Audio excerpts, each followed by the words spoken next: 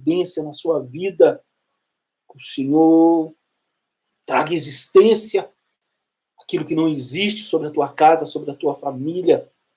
Então, o poder da oração traz isso. Quanto mais oramos, mais perto estamos de Cristo, mais nós temos a comunhão com Ele. A palavra de Deus, na carta de Paulo a Tiago, capítulo de número 5, versículo 17 e 18, fala assim, que Elias era homem sujeito às mesmas paixões que nós. Olha só. E orando, pediu que não chovesse. E por 3 anos e 6 meses, não choveu sobre a terra. Não foram 3 dias. Não foram 3 meses. 3 anos e 6 meses não choveu sobre a terra. E ele orou outra vez. E o céu deu chuva e a terra produziu seu fruto. Todo esse poder, Jesus falou que nos concederia, que tudo que nós pedíssemos no nome dele, crendo, ele nos concederia. A pergunta é, por que nós temos orado, e às vezes não temos tido resposta? A palavra de Deus, ela é clara porque ela fala que Elias era homem sujeito às mesmas paixões que nós. E orando pediu. E Deus deu resposta à oração dele. Nós precisamos disso. Porque através da oração nós alcançamos grandes vitórias. E cada um que está aqui nessa noite ouvindo tem uma certeza absoluta e uma clareza muito grande disso, porque várias orações que cada um de nós temos feito, Deus tem respondido e nós podemos dizer com toda certeza que nós alcançamos vitória. Não foi pelo nosso esforço, não foi pela nossa sabedoria, mas foi pela oração simples e humilde que nós fizemos a Deus. Foi aquela oração que nós despojamos de tudo que havia em nós. Que nós quebramos todas as barreiras. E que nós entramos no lugar oculto, que nós entramos no lugar secreto, que nós entramos no local para ficar somente nós e Deus.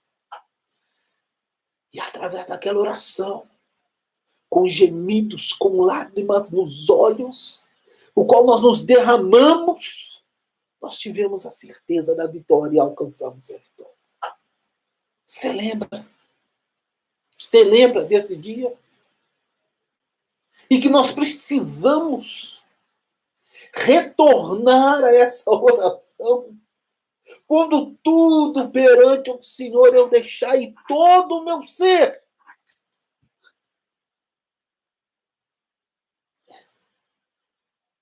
O que significa orar? É tão simples. É conversar com Deus. Uau! Eu estou orando. Eu estou conversando com Deus. Eu estou tendo um diálogo com o Pai. Eu estou falando para Ele das minhas necessidades. Tem um hino que fala, conte para Deus as tuas necessidades. Quando eu estou conversando com Ele, eu estou me revelando quem eu sou cada dia mais para Ele. Eu estou falando quem eu sou para Ele. Eu estou colocando para Ele as minhas necessidades. Orar é conversar com Deus, sabe? E nós comunicamos com Deus. Grandes homens da Bíblia alcançaram, sabe? Vitórias através da oração. Daniel, apesar de viver sempre em oração, teve momentos na vida dele que o clamor dele foi mais forte, sabe? Ele orava 3 vezes por dia. E nós? Quantas vezes nós temos orado por dia? Mas quando ele é lançado na cova do leão, o leão perdeu a fome por causa da oração que ele tinha feito, ou por causa da oração que ele fazia, ou por causa do seu modo de vida, que é uma constante contato com Deus. Ele orou e Deus manifestou o poder. O leão teve que jejuar. O leão viu nele o outro leão que estava ali. O leão, quando bateu o olho em Daniel, não viu Daniel, mas viu o leão da tribo de Judá que estava dentro ali da cova.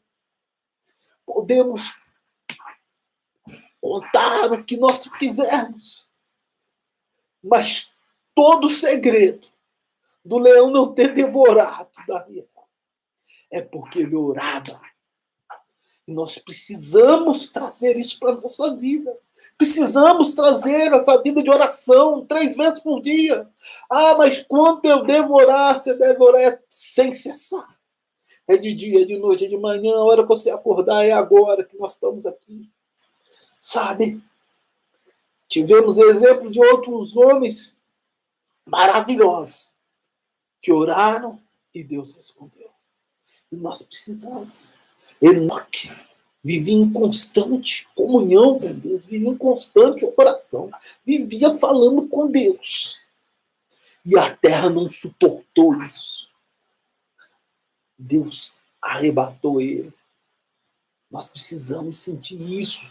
Nós precisamos sentir a presença de Deus a todo tempo na nossa vida. Nós precisamos estar orando a todo tempo na nossa vida. Nós precisamos estar intercedendo, lembramos de alguma coisa, clamamos por aquele ato, porque é isso que Deus quer, é isso que Paulo orienta, orar sem cessar.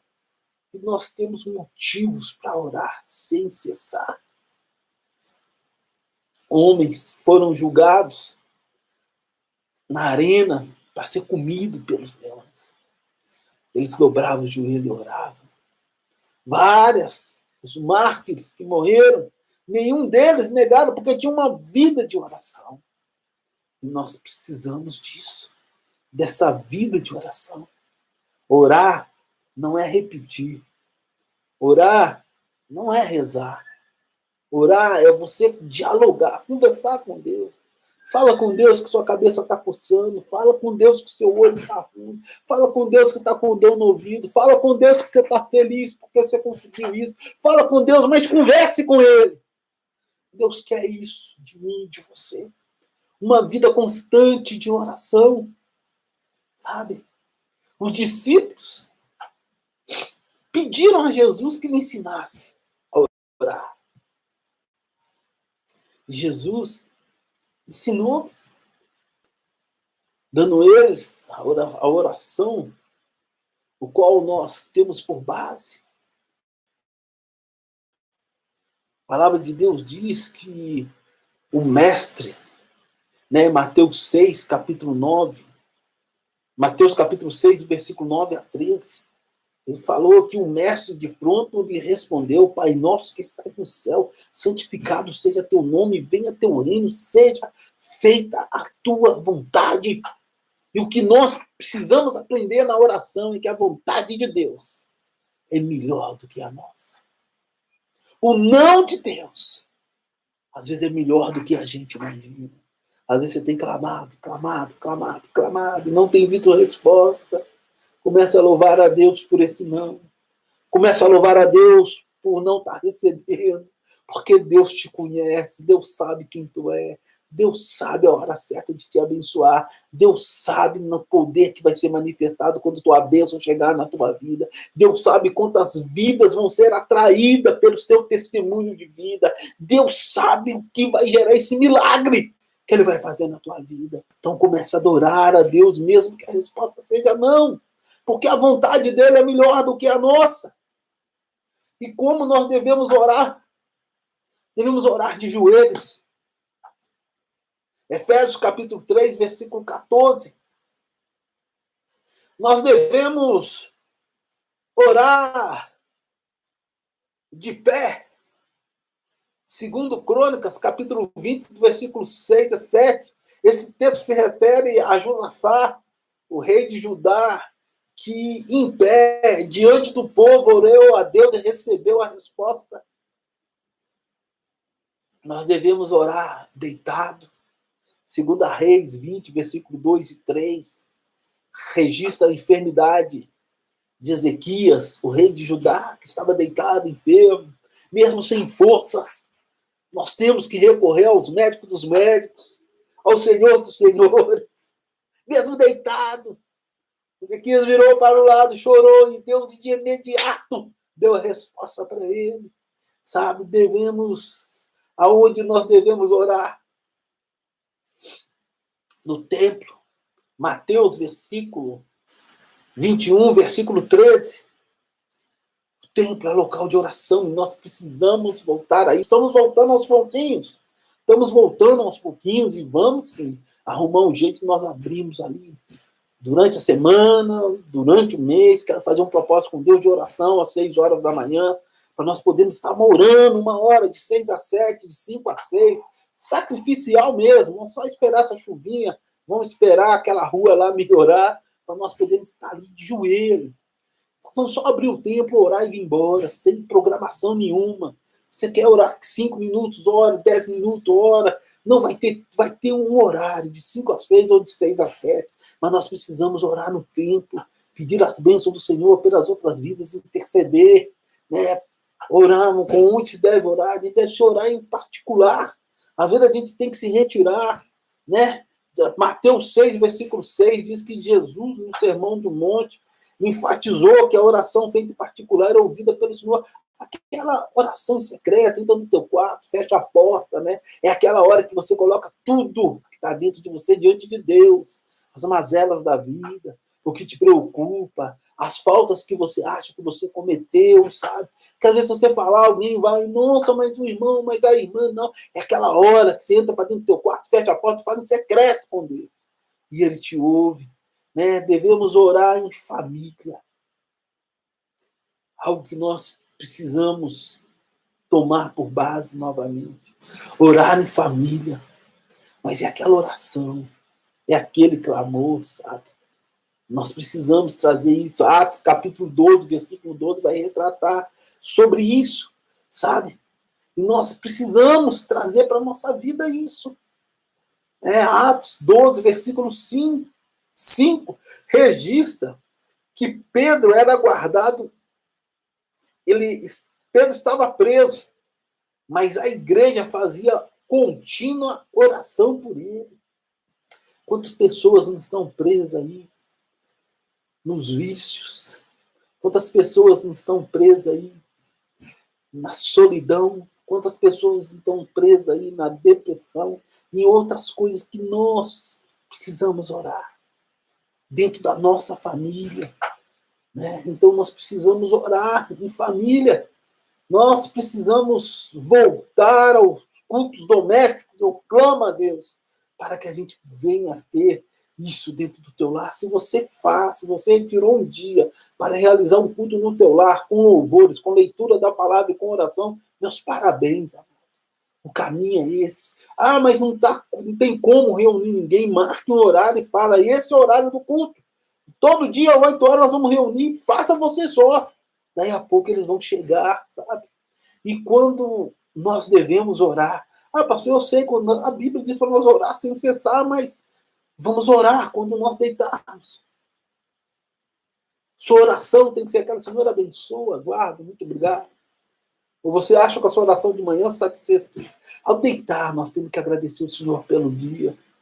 Voltar às práticas, sabe? De dobrar o joelho ali na cama, orar a Deus, muito obrigado, Senhor, por tudo que o Senhor tem feito, que o Senhor tem me dado.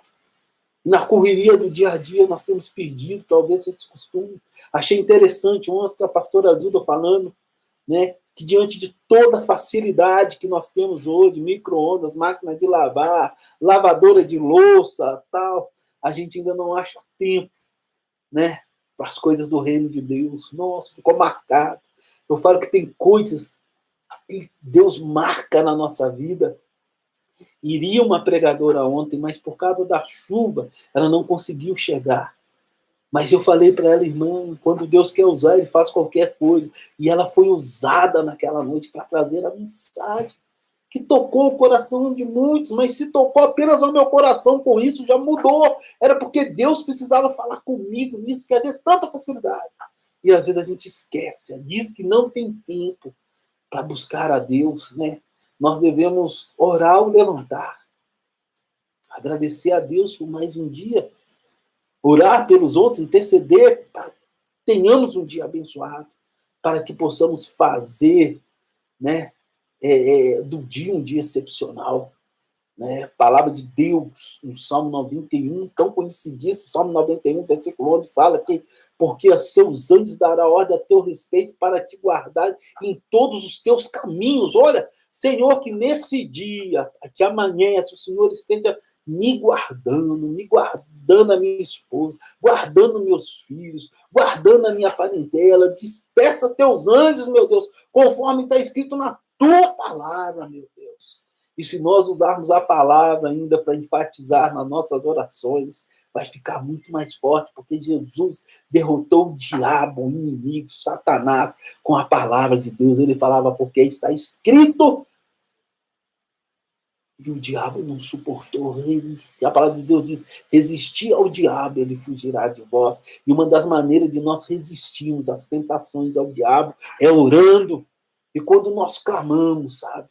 E como nós devemos orar sempre, quem vive em total dependência de Deus, através da oração, é sempre vitorioso. Olha o exemplo lá de Daniel.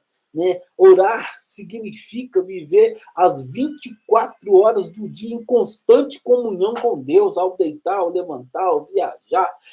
Tá pensando o tempo todo, mas eu não consegue. Né?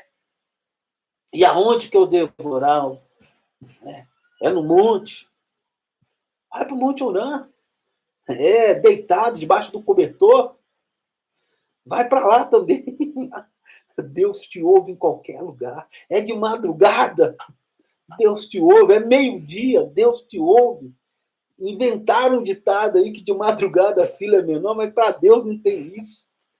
Ele não suporta um coração quebrantado e um espírito abatido. E para isso não tem hora, não tem lugar, não tem nada. Deus, ele não suporta. Lá no profeta Isaías, se não me engano, capítulo 63, ele está falando que ele não resiste um coração abatido e contrito. Por isso que quando nós entregamos todo o nosso ser a ele, a nossa oração é ouvida. E as vitórias vêm através da oração, para nos livrar das tentações, para nos livrar das enfermidades, para nos livrar das dificuldades, para nos livrar de muitas coisas que nós temos passado. A oração, ela é um dos elementos indispensáveis aos cristãos. Sempre que nos dispomos para orar, alcançamos coisas grandes da parte de Deus. Segura aí. Todos os que oram e confiam a Deus os seus problemas, difíceis de solução, são recompensados pelo Todo-Poderoso. E recebem recompensa de uma forma ou de outra. E nós precisamos ter isso. A oração é um sacrifício? Sim. Não é para muitos, é para poucos. Preste atenção nesse texto. Mateus 26, Mateus capítulo 26, versículo 40 a 41.